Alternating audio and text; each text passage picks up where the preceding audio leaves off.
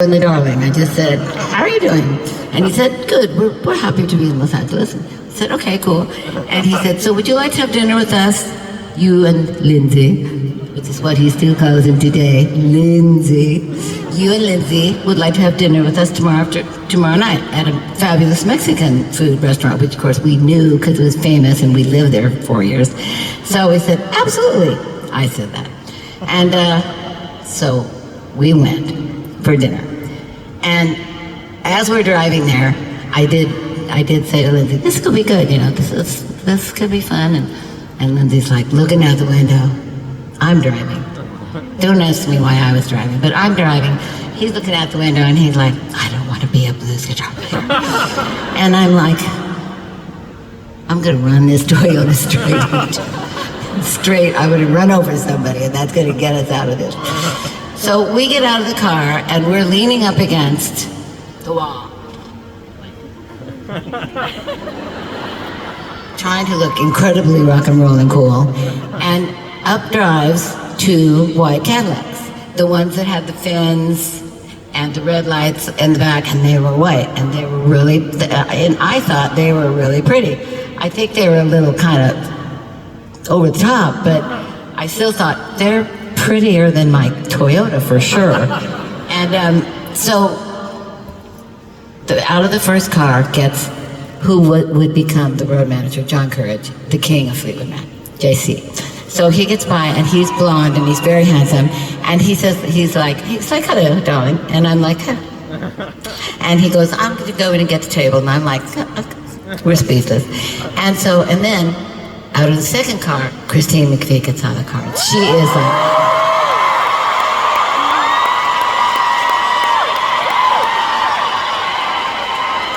she's all kind of English, kind of cowboy. Not at all California. She is just, looks beautiful, right? And I'm just like, there you go. And so she stops and says, I'm gonna go on in. And she was just instantly sweet. And I instantly said, oh, I just already like her so much. She's gonna be my best friend. She doesn't know it, but she is. And so then John McVie gets out of the car. And John is in cutoffs and white socks and tennies and a short-sleeved Hawaiian shirt. And this is what he wore till today, since then. And he said to me later, what I brought to Fleetwood Mac was, I'm a great bass player and I have a great set of legs. And I'm like, you are a good bass player and you do have great legs. So anyway, he passes by. So the last coup de grace, ladies, gets out of the car. Mick Fleetwood, 6'5" in his stocking feet, in a three-piece English suit with a fob watch with the gold, 24 karat gold thing and the little diamond thing hanging right here. And he's got long hair at that point. And he has very high cheekbones and big, huge blue eyes, and he just melts out of the car. And I am a little starstruck. And I looked over at Lindsay and I said, this is good.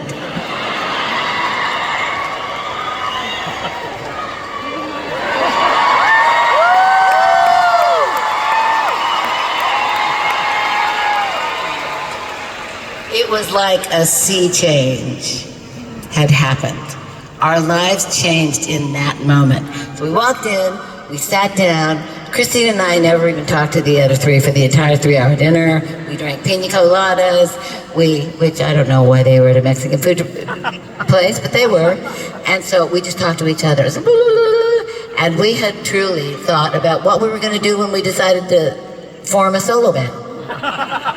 We weren't even in Fleetwood Mac yet. Well, she was, but we weren't. So it was like, okay, this is fine, this is working. And so we went out to where our cars were, and they said, come to the studio day after tomorrow and bring your songs. And we're like, oh, we have got songs, we'll be there. And that's how it all started. This story is just to tell you what, since this is the last night that we're going to play for a while, to tell you what the feelings were at that moment. Because we really, I mean, I being the psychic witch that everybody thinks I am, I knew that everything was going to change at that moment. And I knew that it was going to be magnificent. And it was. We went into a rehearsal hall. We rehearsed for 2 weeks. We went into a recording studio. It took us three months, which was nothing in those days. 3 months to do the album, to do Fleetwood Mac. Then we went into rehearsal to go on a small 3-month tour in that summer of '75, which we did. And that was pretty hard work and different for us, but still really like amazing. And then when we got home, we were gonna go and do Rumors, basically. So it was moving very fast. And what happened was I started to think about writing a song about how it was before that all happened and how it was after. Because when I think back about being I had 2 waitress jobs and a cleaning lady job, and I did everything. And I thought that was how screwed up that was, you know? But then I would start to go like, you know what though? There was such beauty in that, and beauty in the knowing that something was coming, and knowing that it was gonna, I believed in my heart that it was gonna work out and it was gonna be fabulous. And I never was the least bit optimistic that it was all gonna be great. And so, as like, let's go 2 years forward, when we're really starting to do Rumors, I would look back on those days and I'd go to myself, I kind of miss those days. I'm kind of sad because nothing stays the same. And I'm just throwing out wisdom to all of you. Nothing stays the same. And love doesn't stay the same. Records don't stay the same. Music doesn't stay the same. Nothing stays the same. Might get better, might get worse, but it doesn't stay the same. So I started to write this song. And this song was about thinking back to those days. And I call them, laughingly, the halcyon days, which is a real phrase, but not the sleeping pill halcyon days. The days of wine and roses days, which is how I look at those first days, those first 2 years. And write a song about that. And so, to shorten this up now, what happened is that I did, and it became, as Lindsay says, he thinks it's the best thing he ever produced. I think it's one of the best songs that Fleetwood Mac ever did. And it is a forever reminder to me of what is, what was, what is, what's to come. And so for all you travelers and nomads, it's something about those gypsies that you just never forget.